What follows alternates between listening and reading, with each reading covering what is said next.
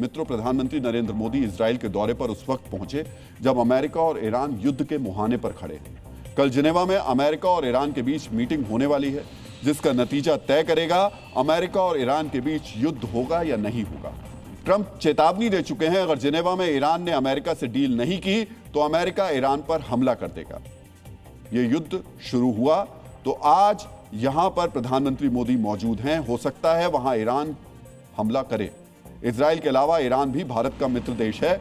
ऐसे में आपके दिमाग में सवाल आ रहा होगा, इस वक्त तेल अवीव में प्रधानमंत्री की मौजूदगी ईरान को क्या संदेश दे रही है। मित्रों, यहां पर भारत की स्वतंत्र विदेश नीति काम आती है, जो दुश्मनों का दोस्त बनने में महारत रखती है।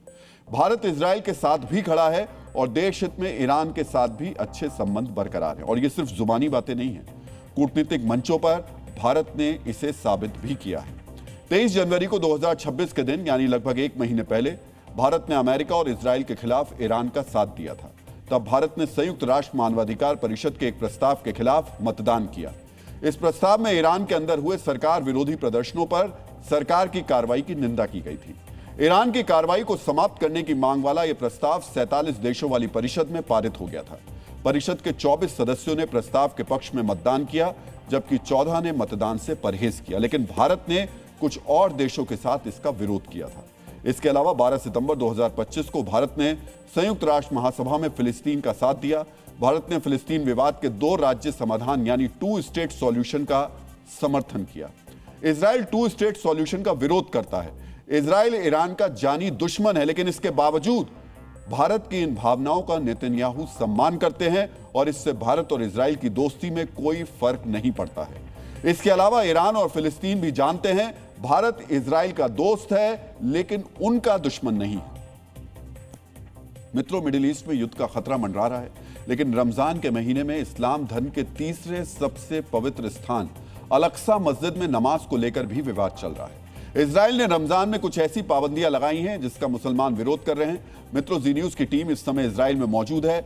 आज आपको इजराइल में चल रहे इस तनाव पर जी न्यूज की एक्सक्लूसिव ग्राउंड रिपोर्ट देखनी चाहिए।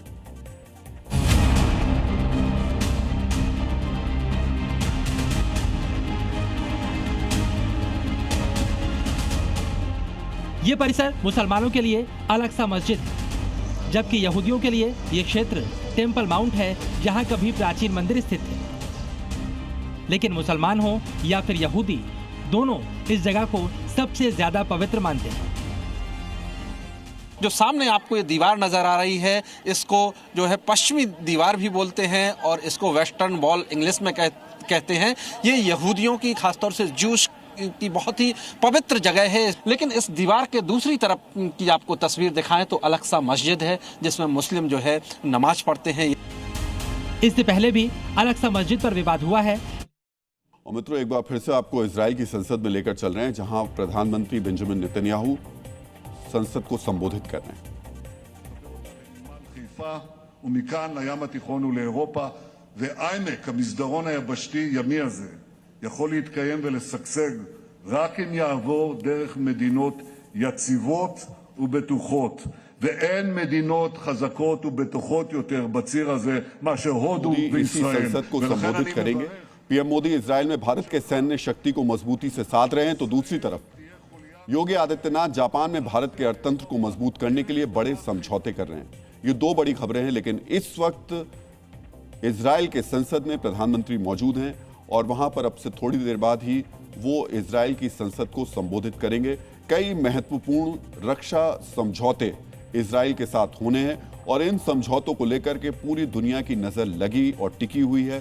खासतौर से इस बात को लेकर के कि वो हथियार जो कि ऑपरेशन सिंदूर के दौरान भारत के लिए मददगार साबित हुए थे, क्या उनसे आगे बढ़कर इजराइल और भारत के बीच में और बड़ी डिफेंस डील हो सकती है।